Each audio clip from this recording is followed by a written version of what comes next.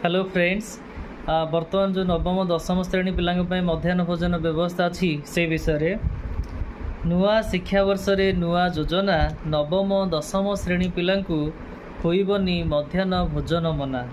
सप्ताह को 3 अंडा को 3 लडू सरकार देवे भावी पिलांक स्वास्थ्य न बिगुड़ू। पिलांक अटेंडेंस जाउथिला कमी एबे आउ केबे भी उपस्थान कम हेबनी। एप्रिल 1 रु आरंभ हेब ए योजना। विद्यालय जीवाकू कौनसी छात्र छात्री करिवेनी मना। पिला मानकू शिक्षित कराइबा आम समस्तंकर प्रयास। आशा करिबा निहाती सेमाने करिवे अनवरत अभ्यास। सेथिपाई डायरी @23 रे चलीछि पाठर चर्चा।